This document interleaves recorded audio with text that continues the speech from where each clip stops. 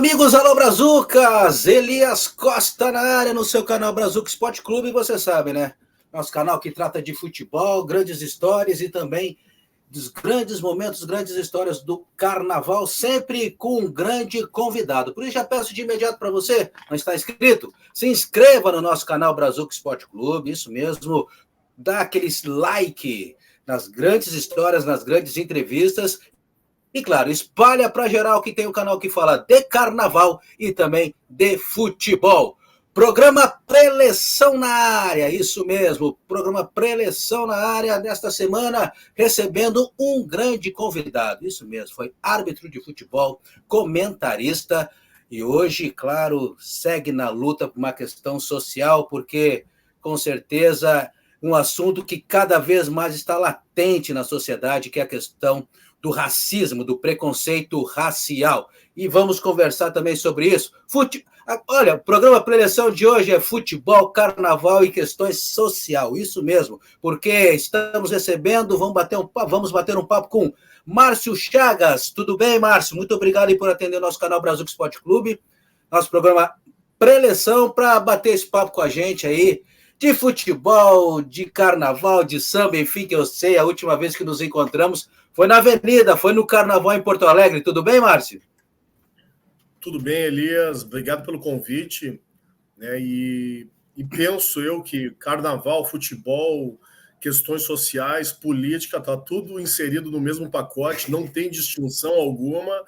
Muitas vezes se tenta dividir essas pautas como se elas não fossem importantes, se não estivessem envolvidas, mas elas estão envolvidas e fazem parte do nosso cotidiano. Então, com certeza a gente vai ter vários assuntos importantes aqui durante essa nossa live para abordarmos esses assuntos tão importantes que a gente gosta também, né? Futebol, carnaval, política, ações sociais, tudo aquilo que envolve a luta do nosso povo, nosso povo preto, que de certa forma ainda se sente, não, está à mercê da sorte de um Estado que insiste, né, estatisticamente, em matar uma pessoa preta a cada 4 horas, conforme as estatísticas que saíram a semana passada, algo assustador no país inteiro. É verdade, é verdade.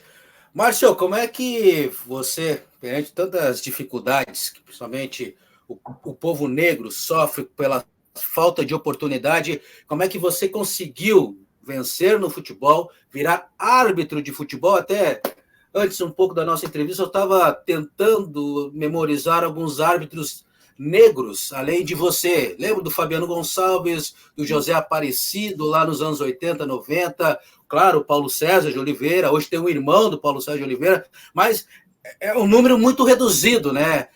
Principalmente na arbitragem brasileira. Mas como é que você conseguiu passar por essa barreira e conseguiu ser árbitro profissional? Eu acho que a palavra que tu melhor menciona assim, nessa pergunta é a oportunidade, né? A oportunidade, ninguém é melhor do que ninguém, penso eu. Eu acredito que se as oportunidades são dadas, as pessoas têm possibilidade de mostrar o seu valor.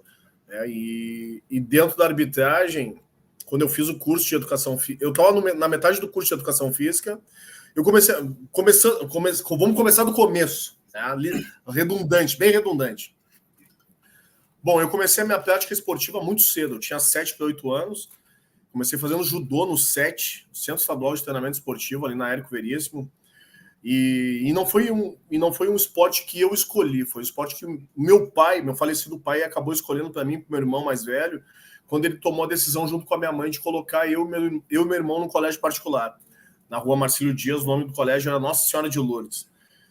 E havia uma preocupação muito grande dele com relação a como nós iríamos lidar com aquelas situações de conflito dentro da escola, porque normalmente uma criança negra num colégio particular, ela é única ou uma das pouquíssimas que ali estudam. Então as manifestações racistas, a questão de afastar essa criança e colocá-la sempre num espaço onde ela vai ser rechaçada, vai receber um tratamento diferenciado, vai sofrer um bullying, né, que hoje é uma palavra que vem para um debate muito forte, mas na realidade, para quem é preto, é o racismo de fato. Meu pai tinha uma preocupação muito grande de como nós lidaríamos com isso. Então ele colocou eu e meu irmão no judô, a gente começou a fazer judô eu tinha 7 para 8 anos, meu irmão tinha 8 para 9, para que a gente pudesse saber se defender quando acontecessem os ataques. Né? Então não era para nós atacarmos, mas a gente saber defender. Tipo assim, se acontecer, você sabe o que você tem que fazer. E em alguns momentos foi usado isso, sim, para que a gente tomasse, né, algumas defesas de manifestações, xingamentos, ou até brigas corriqueiras que acontecem bastante também na infância. Então foi muito necessário saber se defender naquele momento. Do judô, eu comecei a jogar futebol de salão no Teresópolis Tênis Clube. Isso em 1986. Tinha 10 anos. E ali eu percebi a primeira questão assim, racial muito forte. Né? E, inclusive, infelizmente, foi com um técnico, professor de educação física, que era o treinador, que numa pré-eleição, nome do teu programa, a gente estava no vestiário do Grêmio Náutico Gaúcho, assim, alguns minutos antes de começar a partida, teve uma pré-eleição, ele fez um questionamento no vestiário, enquanto a gente se fardava, né, de como a gente poderia vencer aquele time do Gaúcho, que era um time muito forte e muito melhor do que o nosso, que eram meninos que jogavam no Grêmio e tal, um time bem superior ao que a gente jogava, ao que era o nosso. E aí teve um silenciamento no vestiário, levantei a mão, respondi, disse que nós tínhamos que fazer tudo aquilo que a gente tinha treinado durante a semana. E aí ele reforçou a pergunta novamente para provocar, para ver se alguma outra criança falava. E ninguém falou. E aí ele meio que surpreso, assim, que somente eu tinha respondido, ele olhou para um lado, para o outro, olhou para um pai que estava no vestiário e disse, tu vê, tão inteligente, tão esperto, só tem um defeito. Fez aquele gesto tradicional que os racistas gostam de fazer, né? De mencionar a cor da pele. Eu tinha 10 anos, para mim aquilo ali foi um soco no estômago, assim, porque eu não imaginava que dentro daquele ambiente eu pudesse passar por uma situação daquelas tão cedo. Até porque o futebol e o futsal e outras modalidades esportivas sempre vendem a ideia de uma democracia, respeito e tal. E ali eu percebi que ele tinha sido extremamente violento, né, escroto e racista comigo, mas entramos no jogo, perdemos o jogo de 5-1, o único gol da partida do nosso time, que inclusive quem fez fui eu, mas eu fiquei com aquilo engasgado por muito tempo, porque eu não queria contar para o meu pai, porque eu gostava de jogar futebol de salão, e eu sabia que se eu contasse para meu pai ia me tirar do lado da equipe, eu iria bater no professor. Então eu meio que internalizei essa história para poder continuar jogando futebol de salão. Do futebol de salão, eu fui para o basquete, que foi a modalidade que eu joguei por mais tempo. Inclusive, foi a modalidade que me oportunizou estudar num colégio particular, sendo aluno bolsista no 2º grau, que foi no IPA. E do basquete, depois eu ingressei na universidade também para cursar educação física. Foi quando eu decidi fazer o curso de arbitragem. Eu não sou um ex-jogador de futebol frustrado, sempre gostei do futebol, mas nunca tentei... Né? Até porque eu sabia das minhas limitações, então nunca fui um cara audacioso de imaginar fazer um teste no Grêmio, no Inter e tal, não. Meu negócio era jogar com os meus amigos na escola e bater uma bolinha de vez em quando, mas eu gostava mesmo era de jogar basquete. E aí, na metade do curso de educação física, pintou a oportunidade de fazer o curso de arbitragem de futebol da Federação Gaúcha. Fiz o curso em 1999, comecei a apitar todas as categorias de base a partir de 2000, juvenil, juniores, até chegar no profissional em 2004. E em 2004, no meu primeiro gauchão, onde eu fui indicado a árbitro revelação, foi quando eu percebi a primeira manifestação racista assim, muito forte, inclusive de membros da comissão de arbitragem da Federação Gaúcha de Futebol, que em determinado momento me chamaram um membro me chamou até aí a casa dele, o José Mocelinho, um ex-árbitro de futebol. Eu fui na casa dele, me deu um papel e caneta, pediu para eu ir anotando algumas coisas que ele queria fazer um plano de comigo. Em determinado momento ele pegou assim, no momento que ele viu que eu tinha escrito todo um lado de uma folha, ele recolheu a folha de cima da mesa, começou a ler e disse, bom, a letra realmente é tua, e a letra é tua, e nós estávamos em dúvidas na federação se era tu que preenchia a tua súmula ou se alguém te ajudava, porque é uma letra muito bonita e um português muito bom. E aí eu falei para ele assim, como assim, cara? Aí ele, não é e tal. Eu disse, cara, eu sou formado, pós-graduado, trabalho em 3 empregos, vocês estão em dúvida se eu tenho capacidade intelectual de redigir uma súmula? Aí ele, não, e tal, tu tá levando para o outro lado. Eu disse, não tô levando para o outro lado, meu. Quem vocês têm que colocar dúvida se ajuda ou não para fazer súmula são os outros árbitros, que inclusive tem um dos que foi indicado árbitro de revelação junto comigo que não tem nem ensino fundamental. Então não sou eu que tu tem que colocar dúvida. E ali eu comecei a perceber que além de ser bom dentro do campo, eu tinha que ser muito melhor fora do campo. Então foi um perrengue muito grande, os 15 anos que eu atuei como árbitro, mas eu me sinto extremamente vitorioso, passei por vários obstáculos, mas chegou um determinado momento que foi uma questão muito mais ideológica do que eu acredito como certo, que eu acabei saindo por não ter o respaldo de uma entidade que, no meu entendimento, é extremamente racista, que é a Federação Gaúcha de Futebol, que é composta por pessoas racistas, que não tem nenhum tipo de compromisso de luta antirracista, muito pelo contrário, só querem fazer questões midiáticas promovendo pela cidade, em outdoor, mas dentro da entidade em si não tem nenhuma pessoa responsável na luta antirracista e que realmente vai comprar, né? Lançaram recentemente o tal de protocolo zero. O protocolo zero não é tão zero assim, ele tem vírgulas, porque ele começa a ser 0, alguma coisa, porque ele abre espaços para que haja, né, a não punição de pessoas racistas que, inclusive, cometeram o crime após o protocolo zero ser oficializado pela Federação Gaúcha de Futebol. Então, sinceramente, a minha luta ela é uma luta em glória, né, porque eu não percebo um movimento tão forte dentro do futebol, principalmente de mudança, mas eu continuo lutando porque, se não for através do futebol, que seja social, né, que todos esses obstáculos que aconteceram ao longo da minha vida, desses 47 anos que eu tenho, os meus filhos não têm 1/3 no caminho deles. Então, se porventura tiver a oportunidade de acontecer algumas políticas públicas que combatam, já que entidades que trabalham com esportes, como federações, como clubes, não atuam de uma forma ferrenha, que sejam leis aplicadas e cobradas para que a gente tenha um cenário completamente diferente do que está à mostra para nós. Pois é, Márcio, e até, né, até nem dentro do esporte, porque do futebol, principalmente, porque presenciamos muito, principalmente em relação ao Vinícius Júnior, né, que está sofrendo na Europa um peso enorme, né, na Espanha, lá, ele joga no Real Madrid, os torcedores espanhóis, cada lugar, cada partida que ele joga, ele sofre preconceito racial, mas se tratando principalmente do Brasil, são leis, melhorou, porque, pelo que eu percebo, quanto mais se debate, quanto mais se manifesta, parece que a questão pesa mais e piora, e quem é preconceituoso se manifesta pelas redes sociais e a coisa só vai aumentando, ou é impressão minha?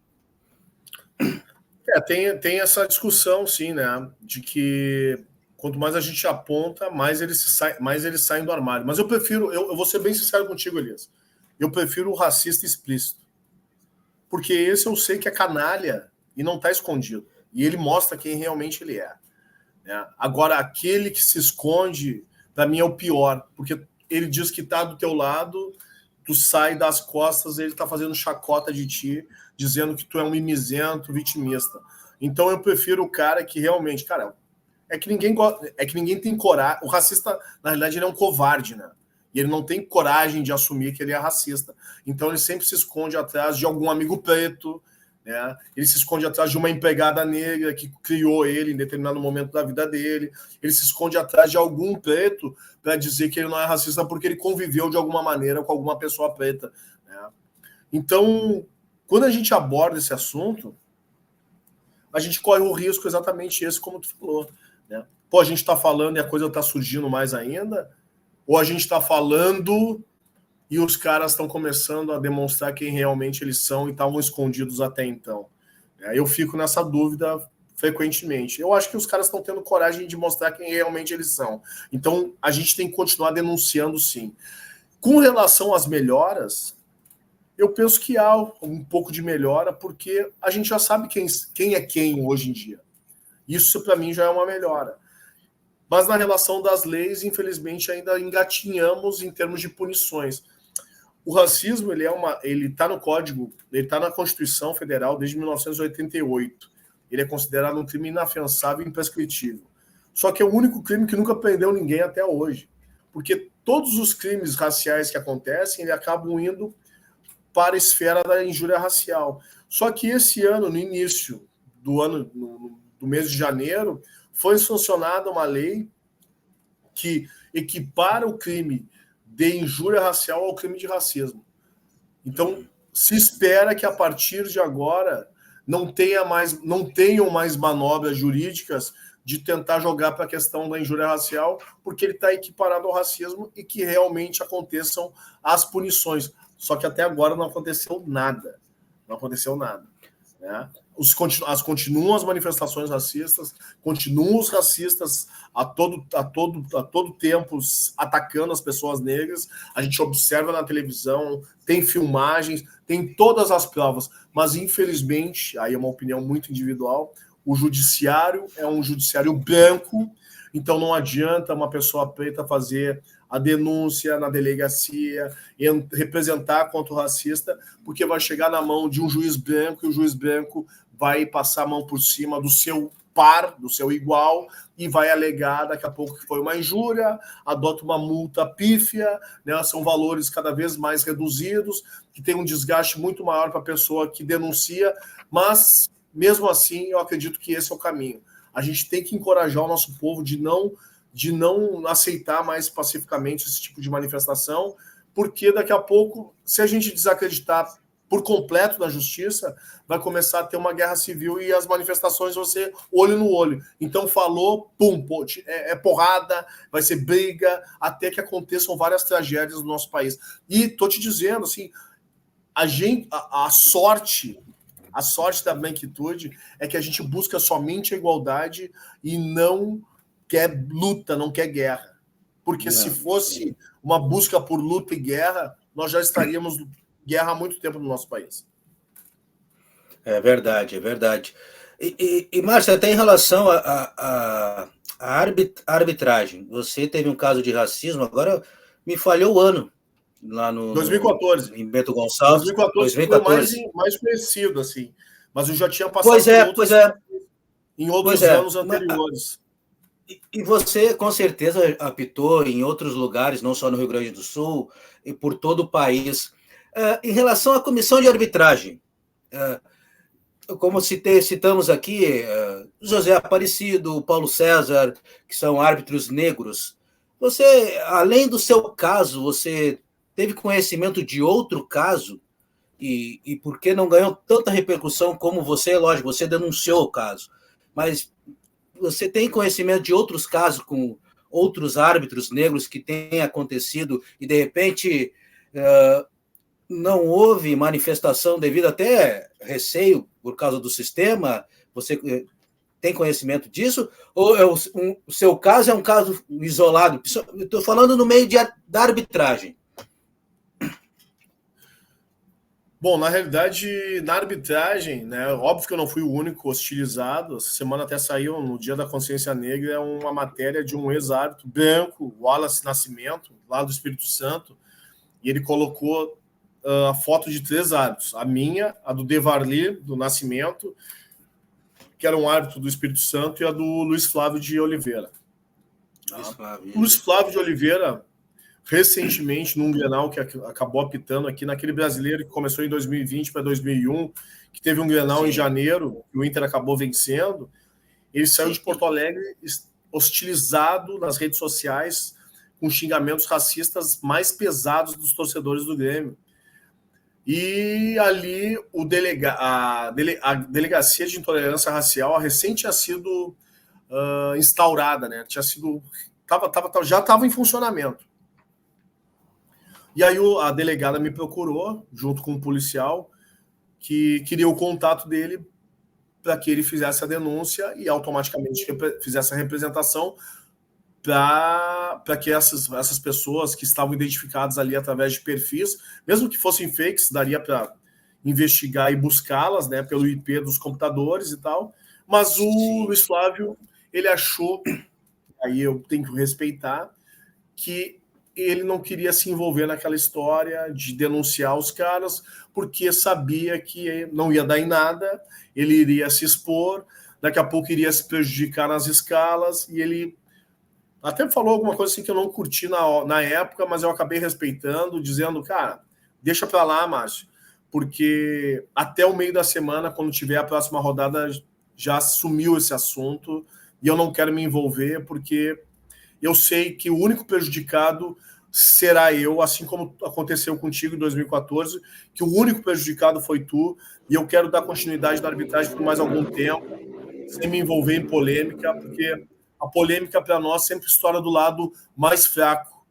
E aí eu entendi o posicionamento dele. Não concordo, mas eu respeito a decisão dele, porque realmente não tem nenhum tipo de amparo, não tem nenhum tipo de auxílio. Eu, em 2014, quando fiz a denúncia contra o Esportivo de Bento Gonçalves, eu fiquei sozinho.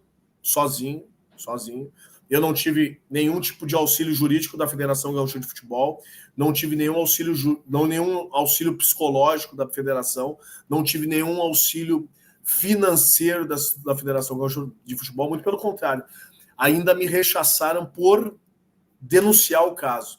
Tanto é que eu fui questionado pelo motivo de ter denunciado o caso antes de ter comunicado o presidente da federação na época, que era o Francisco Noveleto, que ficou brabo, porque no entendimento dele eu estava expondo o clube, o estado, a competição e o amigo dele, que era o presidente do esportivo.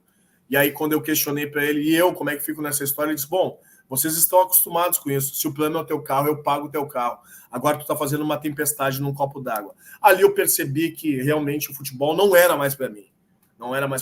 Porque eu não ia continuar usando o escudo de uma entidade no meu peito racista. Então eu decidi sair dos gramados, entrei na RBS como comentarista. No primeiro dia que eu fui apresentado na RBS como comentarista, no dia 5 de maio de 2014, depois de ser apresentado no Jornal do Almoço, no Globo Esporte, no Sala de Redação, no Jornal da Noite, que eu me esqueci agora, RBS Notícias. Quando eu voltei para a RBS, no final da noite, assim, era no TV Com também, eu falei para o César Freitas, que foi quem me contratou na época, e disse para ele assim, eu te agradeço a oportunidade de estar vindo para cá, mas eu quero deixar bem claro para ti o seguinte, eu continuo sendo preto e continuarei lutando pela causa que eu acredito. Então não é porque eu estou vindo para cá que agora a bandeira vai baixar e eu vou esquecer de me manifestar. E isso pesou muito também ao longo dos anos que eu acabei trabalhando por lá, porque peguei gestores que não estavam preocupados com a causa, muito pelo contrário, negligenciavam. Inclusive, quando eu me manifestava e dizia, mostrava para ele as manifestações racistas que eu recebia através das redes sociais, chegou um determinado momento que ele chegou a me perguntar assim, pô, isso aí, como é que ele me falou? Isso não é te machuca, é... Cara, alguma coisa nesse sentido assim. E aí eu disse assim, cara, isso te fere? E eu disse, não só a mim, deveria te ferir também. Porque quando eu vou para a cabine de imprensa, eu estou com o logo da RBS e quem deveria me proteger desse tipo de situação é a empresa.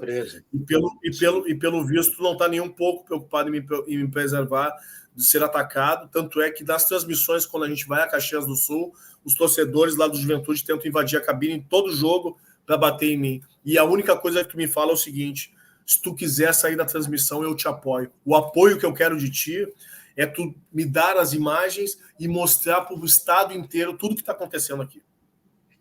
E aí ele diz, não posso porque tem os patrocinadores, e aí vai causar uma animosidade, e os patrocinadores não querem ter essa imagem do estado e tal. Então ali eu comecei também a entender que era uma questão midiática, eu preenchia uma cota para aquela empresa de uma pessoa preta que depois também não teve mais nenhuma contratada, para limpar uma barra de uma empresa que sempre também teve a pecha, a mancha de ser uma empresa racista, e mesmo que ela compre a ideia hoje, ela deve ir muito socialmente, principalmente para o nosso povo, porque nunca tivemos uma representatividade de fato âncora representando a negritude na RBS TV ou na própria Rádio Gaúcha.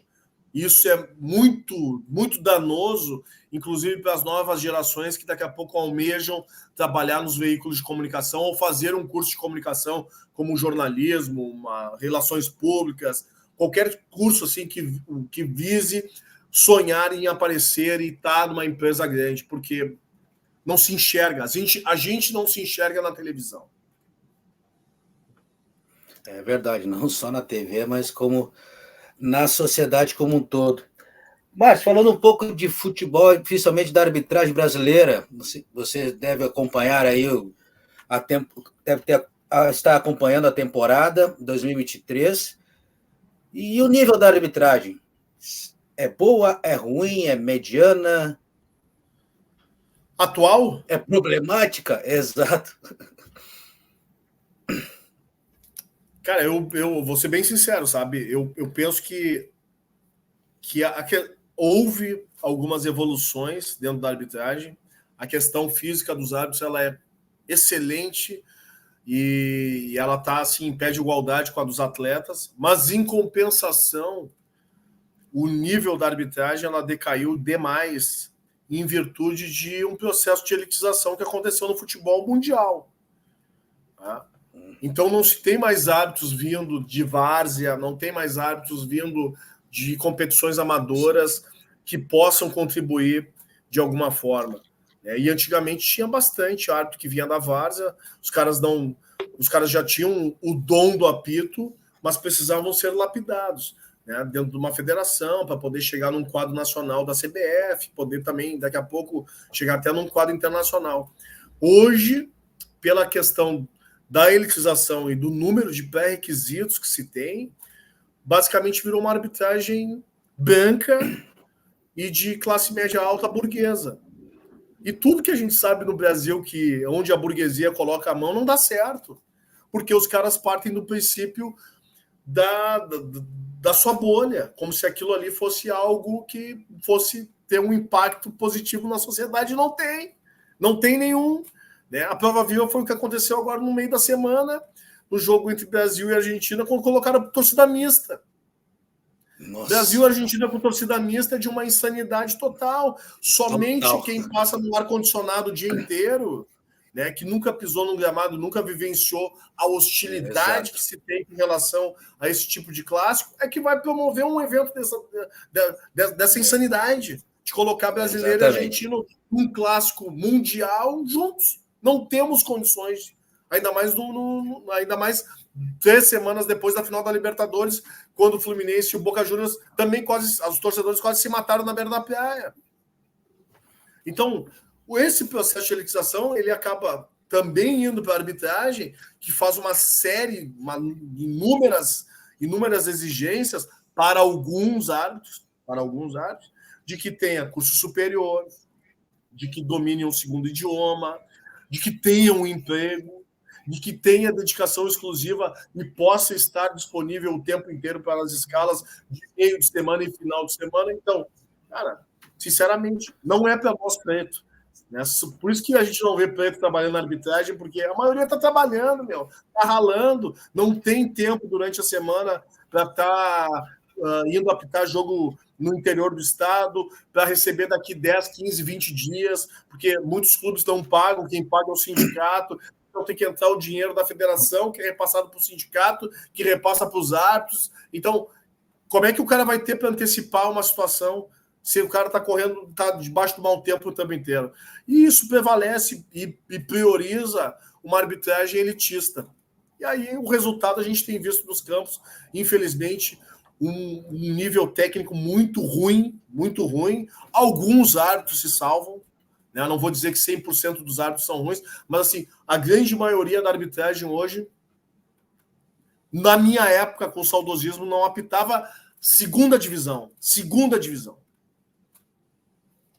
É grave isso. E até falando nisso, né? Você falou na elitização até da arbitragem, né?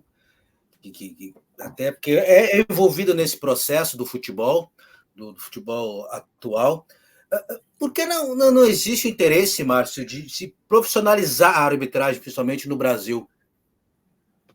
Você diz, tem interesse porque o árbitro, independente da cor da raça, é o árbitro que tem uma profissão, tem o seu trabalho diário e, ao mesmo tempo, tem que viajar para fazer um Flamengo e Grêmio, por exemplo, um Grenal. Sabe? Imagina a cabeça desse cara, a concentração desse cara para um jogo, às vezes, muito tão importante, de tão valia, né, numa competição. Mas por que? Será que não existe interesse da profissionalização da arbitragem no país? Não tem interesse algum, porque o que sempre dizia é que geraria vínculo empregatício. Vínculo empregatício. E aí os caras não queriam ter essa profissionalização. Então, a arbitragem ela é a única atividade amadora dentro do futebol e ela automaticamente é uma das mais importantes que se tem, porque ela que toma as decisões, né? Exato. Ela que toma as decisões. Mas eu passava por esse perrengue frequentemente, porque teve um período na arbitragem que eu trabalhava em 3 empregos. Eu trabalhava no La Salle Santo Antônio, no colégio, trabalhava no Grêmio Náutico União e trabalhava na prefeitura de Esteio. Tipo assim, e quando eu tinha que apitar, eu tinha que faltar, né? E aí, na escola, arriscava o meu livro ponto, e nos outros lugares que eram privados eu era descontado. Então, mas eu não conseguia viver única e exclusivamente da arbitragem também, porque é incerto. Assim como tu tá, daqui a pouco tu não tá, e não tem uma transparência na relação e no diálogo de dizer pro árbitro por que ele vai estar, tu vai estar punido agora 15 dias porque tu foi mal em tal jogo e tu vai estar fora das escalas. Não se tem isso. Tudo é subjetivo. Teve um gauchão, que foi o último que eu participei em 2014. Eu estava escalado na primeira rodada, eu trabalhei em Veranópolis e Caxias, e aí saiu a escala da segunda rodada, eu iria apitar um jogo entre São Paulo de Rio Grande e Brasil de Pelotas. Só que tinha um problema, porque o São Paulo estava reformando o estádio lá, o Aldo da Puzo, e precisava do SIM lá, dos bombeiros, do PPCI, né? A PPCI não estava adequado, não estava ok ainda. E eu tinha comigo, e tenho comigo até hoje, que números que eu não tenha, que não tenha identificação e que eu não conheça, eu não atendo o telefone. Eu sempre adotei isso na minha época de arbitragem e adoto até hoje. Eu não conheço o número, eu não atendo o número. Tá? E aí começou a tocar meu número, a escala saiu na terça-feira de tarde, começou a tocar meu telefone na terça-feira de tarde, na quarta de manhã, já tinha organizado a viagem com os meus colegas que estavam escalados comigo, e a gente peguei os colegas, a gente já estava na estrada na Barra do Ribeiro, indo em direção ao Rio Grande. E aí tocou meu telefone, era o presidente da comissão de arbitragem, Luiz Fernando Gomes Moreira. Eu parei o carro no acostamento, atendi e perguntei: e aí, presidente, tudo bem? Não está tudo bem. Por que não está tudo bem? Tu não viu que eu estou te ligando desde ontem? Eu disse: não vi, eu vi o teu número de ligação agora. Eu estou te ligando desde ontem porque está um impasse lá e o jogo não vai sair. Foi decidido agora de manhã, o jogo não vai sair porque os bombeiros não deram um ok lá na reforma do estádio e tal. Eu disse: beleza, vou voltar. Disse: pode voltar, mas eu não vou pagar nenhum tipo de transporte. Tu está na estrada já? Eu disse: tô. Não tem problema. Eu vou voltar. E era isso. Isso era uma quarta-feira. Voltei para Porto Alegre. Final de semana, na quinta-feira, teve sorteio. Eu não concorri no sorteio. Na outra semana teve sorteio no meio da semana. Eu não concorri no sorteio. Era sorteio sempre nas quintas para o final de semana e nas segundas para o meio de semana. Então eu não concorri no sorteio da quinta-feira para o final de semana, não concorri no sorteio da segunda-feira para o meio da semana, não concorri para o sorteio do outro final de semana e nem para o do outro meio de semana. Resumindo, quando eu cheguei na federação para uma reunião técnica, eu perguntei para o presidente o que tinha acontecido, porque era sorteio na época ainda. E aí eu disse assim, num tom de brincadeira para ele: o que aconteceu? Minha bolinha agora virou de isopor, eu não caio mais no sorteio. Daí ele assim, não, tu tava suspenso. Eu disse, suspenso do quê? Não teve o dia que tu tava indo para Rio Grande lá? Eu disse, sim. Eu não te liguei um monte de vezes? Sim, eu te atendi, mas não foi quando eu quis. Tu não me atendeu quando eu quis. Eu disse, não, eu te atendi quando eu vi a chamada identificada, porque chamada não identificada para mim eu não atendo. Mas tudo bem. Semana que vem, agora no próximo final de semana, eu já vou voltar para a escala, nós vamos equilibrar de novo. Eu disse, não, só um pouquinho, cara. Olha só, há 10 anos atrás, exatamente 10 anos atrás, em 2004, quando vocês assumiram, eu até aceitaria uma situação dessa aí, porque eu estava começando. Hoje, não.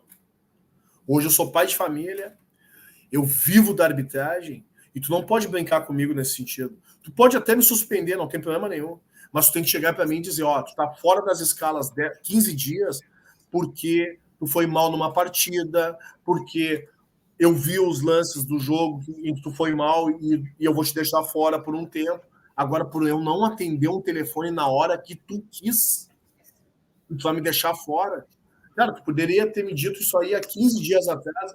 Eu tinha pego a minha família, a minha esposa, meu filho, e tinha ido viajar, cara. Eu não ia ficar à mercê de ficar esperando a escala para saber se eu ia poder, em tal final de semana, poder viajar ou não. E eu perdi 15 dias aqui na expectativa de estar escalado. E aí ele, pois é e tal, mas eu vou equilibrar as escalas, na próxima rodada tu já vai estar. Ali, eu já estava num processo também de questionamentos, né, de desgosto com algumas situações, e começando a ficar, assim,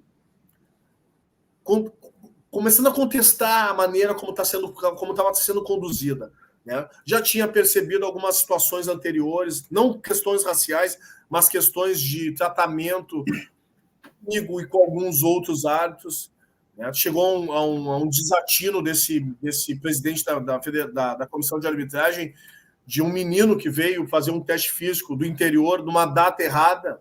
Bem errado. O cara veio de Juí, achando que o teste físico era no dia tal, mas era um reteste físico. Então, quem não tinha feito ou tinha reprovado no primeiro teste físico do ano, tinha um reteste, que era a possibilidade de fazer o teste novamente para poder concorrer nas escalas. E esse rapaz veio de Juí para fazer o teste, chegou na pista, esse presidente da comissão de arbitragem disse: o cara ir embora, vai embora. Eu disse: como assim? Vai embora? Não, hoje não é a data do pessoal do interior. Mas o que ia mudar esse cara na pista? O cara andou 400 quilômetros para vir, ia voltar mais 400, 800 quilômetros para tomar, para mandar o cara embora, porque ele queria fazer o teste físico. Ele poderia chegar para o cara e dizer: olha só, tu vai fazer o teste físico hoje, mas numa próxima oportunidade que tiver, tu me liga, tá? E a gente vê se é possível ou não. Hoje eu não vou te mandar embora, porque tu já veio até aqui.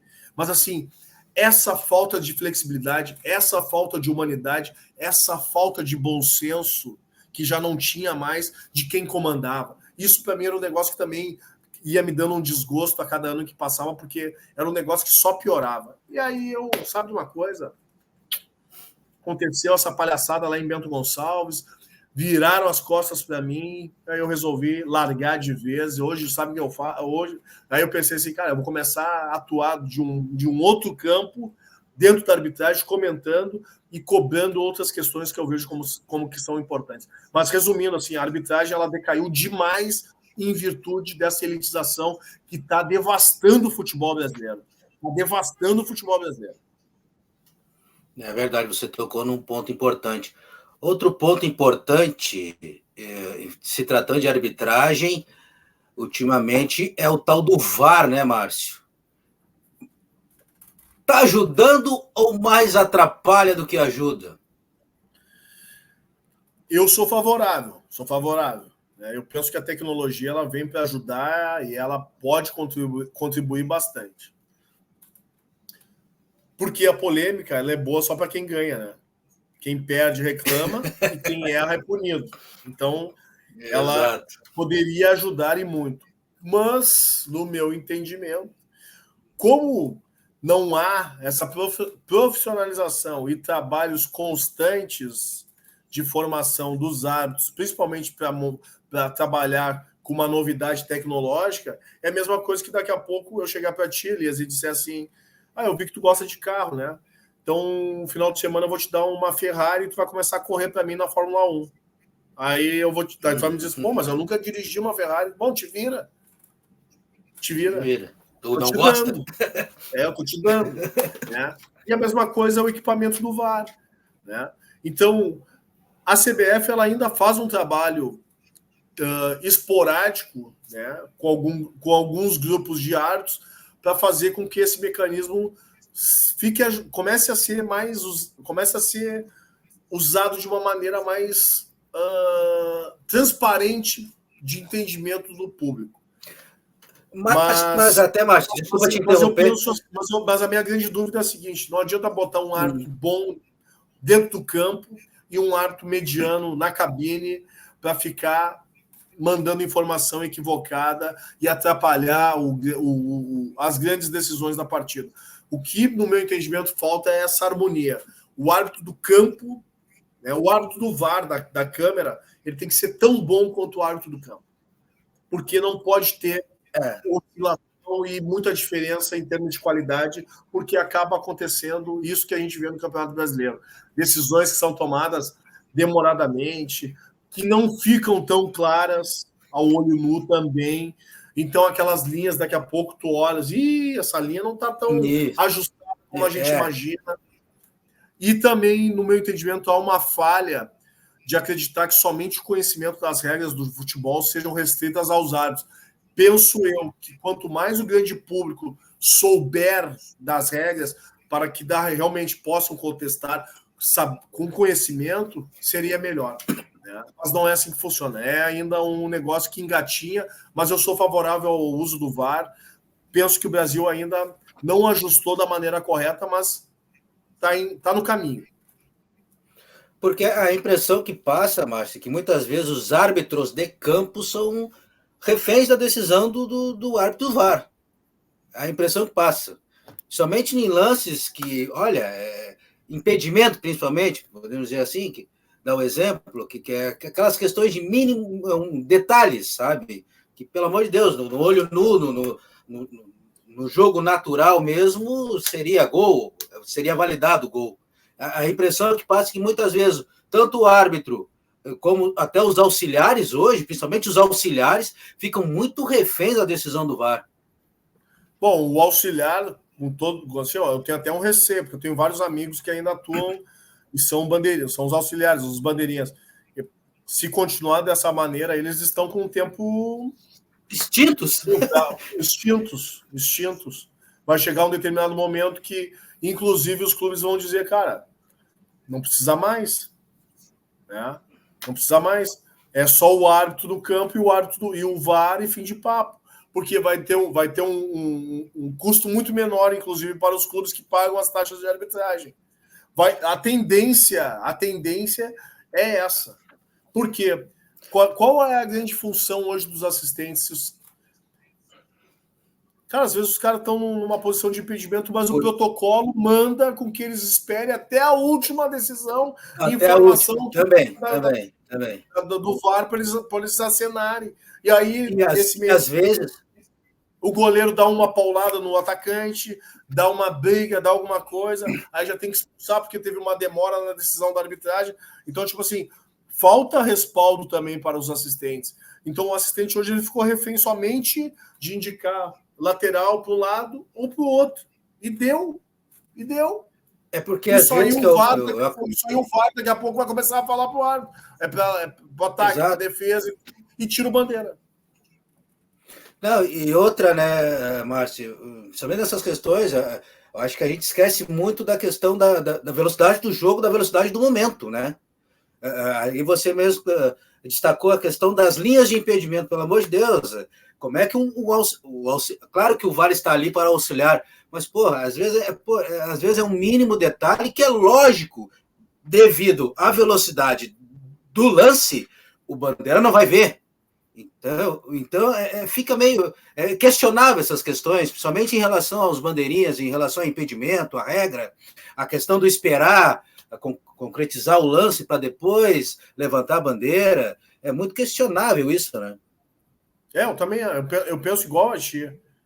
E tem alguns lances que, no meu entendimento, assim, se não tiver uma clareza real, né, para tomada de decisão, tem que prevalecer a decisão do campo ali, da arbitragem dentro do campo. Tem uns negócios assim, os pés estão na mesma linha, mas é um pé 44, é um pé 44, outro pé 42, aí um dedão tá na posição de impedimento, mas os pés estão alinhados. Pô, cara. Poxa. É demais, né? É demais. Exatamente. Então, eu acho que também tem que ter um certo limite, assim, não um limite, mas assim, tem que ter um pouquinho mais de possibilidade. Porque o grande intuito do jogo é o quê? É o gol. É o gol. Né? A gente quer ver, quem paga ingresso, que vai para o estádio, quer ver gol. Né? Óbvio que o seu time ganhando. Mas assim, é ver gol. E essa arbitragem, esse ranço que ocasiona com relação ao VAR, ele trava demais a expectativa do jogo também. Né? O cara fica já com medo, assim, acontece o gol, já fica esperando. Vamos ver, tem um telão agora que vai passar a informação para confirmar ou não se a gente pode comemorar, se abraçar aqui ou não. Aí para mais um tempo. É verdade. Márcio, o que precisa, o que é necessário, o que é importante, claro, além de conhecer as regras, para ser um árbitro de ponta? Refaz aí que eu não entendi. Como é que faz para ser um árbitro de ponta? Isso. Claro, além de ter o conhecimento das regras, né? É básico do básico, mas o que mais precisa, o que mais é necessário, importante para se tornar um árbitro de ponta? Ter boas relações. E muitas vezes não adianta ser bom somente dentro do campo, tem que ser bem relacionado também. E eu acreditava que somente ser bom dentro do campo iria me ajudar bastante, mas não funciona dessa maneira, não.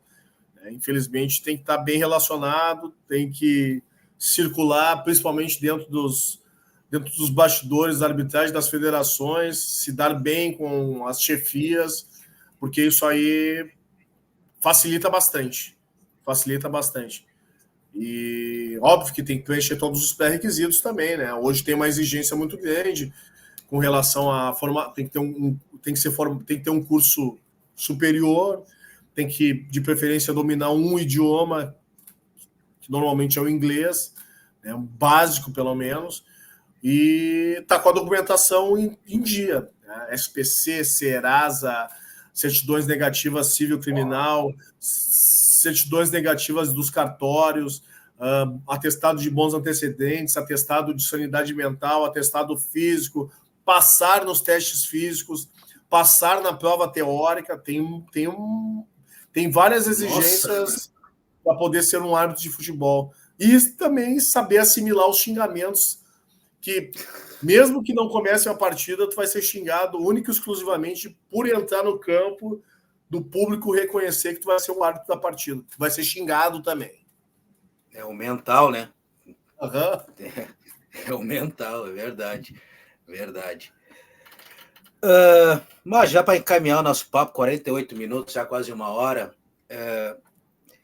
Seus planos aí para o futuro, trabalhando com carnaval, política, essa questão da luta contra o racismo. Quais os seus planos aí para o futuro? Meus planos para o futuro, eu sou pré-candidato a vereador em Porto Alegre no ano que vem, pelo PT. A minha ideia é fazer uma construção coletiva com lideranças comunitárias de projetos esportivos, que é a minha área de educação física, trabalhar principalmente o turno inverso com essa criançada, já que a prefeitura atual ela extinguiu as atividades esportivas em Porto Alegre. Então, pensar em alternativas que possam fazer com que essa gurizada tenha uma ocupação no turno inverso das suas aulas, né?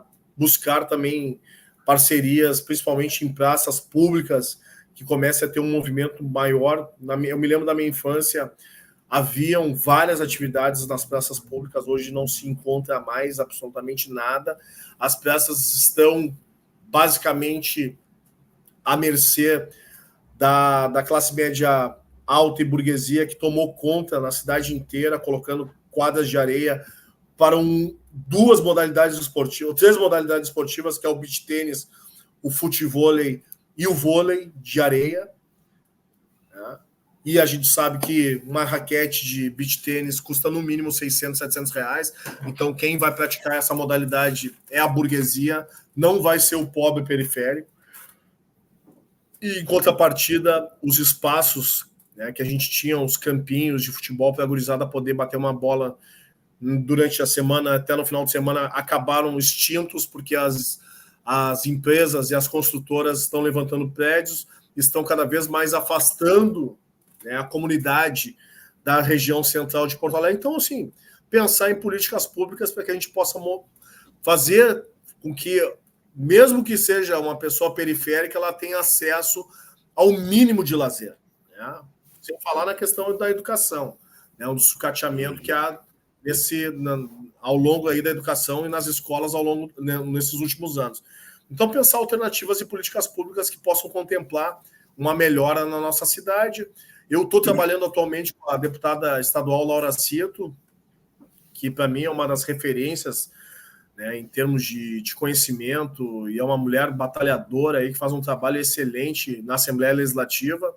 Estou me fortalecendo bastante para que eu possa, através da política, implementar algumas ideias no esporte e também, né, buscar essa possibilidade de acesso de pessoas negras nesse âmbito do esporte, principalmente na arbitragem. Né, na arbitragem. Porque como a gente conversou no início da nossa live, né, quantos árbitros negros a gente vê hoje pelo país? Dá para contar nos dedos. E aqui no Rio Grande do Sul, então, eu não sei se dá para. Eu sei de um só, que é um rapaz que é de Livramento, que é o Wagner Etivarria, que apitou o Gauchão esse ano, e é o único, depois de 9 anos, depois da minha saída. Então, mudar essa estrutura, né, junto do futebol. O futebol ele tem que voltar a ser uma paixão popular e não da burguesia. As pessoas têm que ter acesso, buscar, assim, fazer com que a cidade se movimente muito mais, porque eu, sinceramente, vejo a cidade de Porto Alegre extremamente parada. Né? O próprio ginásio de Tesourinha, que a gente observa ali, é um elefante branco, está numa eterna reforma e não é mais disponível para a população usufruir daquele espaço. Então, assim, pensar várias coisas que realmente contemplem quem é amante do esporte. Verdade. Como é que foi para você desfilar pela realeza, principalmente se tratando de um tema tão importante em 2022, que foi sobre os lanceiros negros? Eu vou te dizer, foi uma experiência ímpar. Eu fiquei muito feliz de ter sido convidado pelo Gugu, né? O Gugu Lacerda, que é um carnavalesco aí que se empenha ao máximo aí em Porto Alegre para fazer várias ações culturais, não somente do carnaval, mas várias ações culturais relacionadas à negritude. É um cara que eu tenho muita admiração. É um batalhador esse cara, um batalhador. E aí, quando ele me convidou, eu nunca tinha desfilado, já tinha ido na avenida, mas nunca tinha desfilado, e eu disse, eu vou esse ano sair, ainda mais que são os lanceiros, né? E eu tenho uma identificação, inclusive eu tenho uma tatuagem aqui dos lanceiros no meu braço, ela não aparece muito bem, mas tá aqui tatuado os lanceiros, que para mim são os verdadeiros heróis dessa falácia, dessa guerra farroupilha, que colocou os negros numa linha de frente, traíram os negros com a promessa de uma liberdade, e os negros acabaram sendo dizimados no Cerro dos Porongos por uma traição de vários traidores que recebem nomes das cidades do interior aí do estado. É verdade. Então, é uma busca da nossa ancestralidade, de buscar homenagear essas pessoas que são esquecidas e invisibilizadas, e reforçar cada vez mais para as novas gerações, contando uma história verídica daquilo que na minha geração foi contado de uma maneira extremamente equivocada e mentiroso sobre a história do Rio Grande do Sul.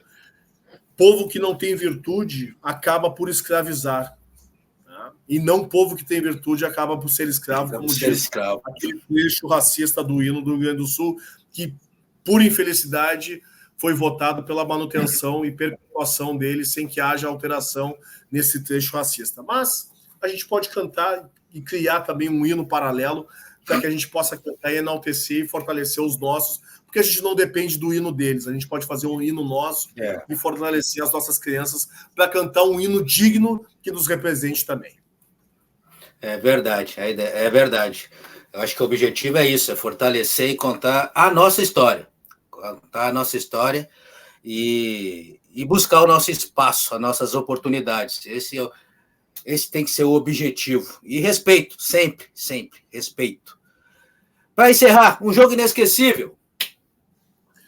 Jogo inesquecível, os Grenais. Não tem como eu não lembrar dos Grenais, que eu até ter 4 Grenais. Mas, assim, jogo inesquecível foi um Corinthians e Flamengo, que eu optei no Pacaembu em 2011.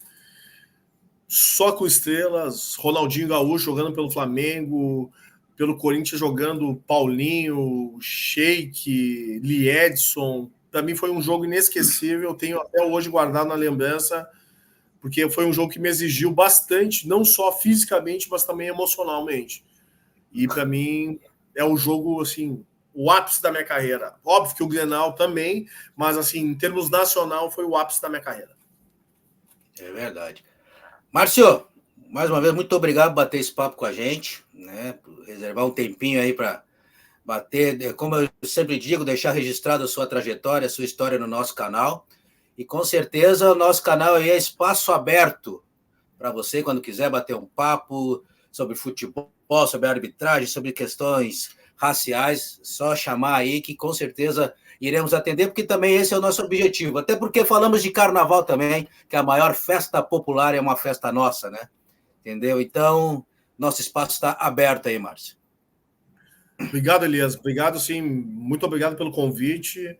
Né? E que o nosso carnaval do ano que vem, né, tenha um reconhecimento maior, principalmente porque a gente sabe que vai ser um ano eleitoral e o prefeito provavelmente vai dar um incentivo extra aí para que ele possa aparecer um pouco mais. Né? Mas, assim, que o povo carnavalesco também tem essa crítica social de entender que a gente tem que buscar, né, uma independência e não ficar à mercê da boa vontade de quem, durante o ano inteiro, rechaça o carnaval. O carnaval é uma cultura popular tradicional, eu acho que é a mais importante que tem no nosso país, junto com o futebol, mas, infelizmente, dentro da cidade de Porto Alegre, ela sofre um apagamento e uma tentativa de esquecimento e que não aconteça mais a todo ano. Né? Isso eu percebo, assim, várias pessoas que vivem no carnaval, que ficam naquela angústia, naquela ânsia, será que vai ter o carnaval? Será que não vai ter o carnaval? Então, assim, o carnaval tem que sair independente. Óbvio que, penso eu, como um pré-candidato, que as políticas públicas elas têm que atender, assim, essa manifestação cultural e tem que estar no protocolo, tem que estar no cronograma financeiro do município uma verba destinada ao carnaval para que ele saia de uma forma digna, né? Que não cause esse medo, esse temor de quem vive o carnaval o ano inteiro de ter a dúvida se vai sair ou não. Tem que sair todos os anos. Tem que ser um patrimônio garantido na nossa cidade. Vão sair os blocos, que também fazem um trabalho social bacana, mas vão sair também as escolas de samba que passam o ano inteiro mobilizando famílias que depois vão lá para o Porto Seco abrilhantar aquela manifestação cultural de uma maneira grandiosa. E a gente vê que é um ambiente extremamente familiar, várias crianças que acabam dormindo nas cadeiras, várias famílias, senhoras quase centenárias que frequentam aquele espaço assim, durante uma noite, 2 noites inteiras, única e exclusivamente para ver a sua escola passar, torcendo. Cara, o Carnaval de Porto Alegre, eu comecei a respeitá-lo ele muito mais depois que eu participei e já tinha assistido antes, tanto na Avenida Antiga, aqui no centro, como no Porto Seco, mas eu faço questão hoje de estar participando também, porque é uma maneira de fortalecer aquelas pessoas que durante o ano inteiro estão trabalhando e se esforçando para botar a sua escola de samba na avenida. Tomara. É isso aí, conversamos com Márcio Chagas, ex-árbitro de futebol. Esse foi o nosso programa pré-eleição desta semana. Futebol, carnaval, arbitragem, questões sociais, questões raciais. Esse foi o nosso programa pré-eleição, sempre com grandes histórias e mais um grande convidado. Márcio, muito obrigado, grande abraço, até uma próxima. Valeu, Elias, grande abraço e até uma próxima. Tamo junto.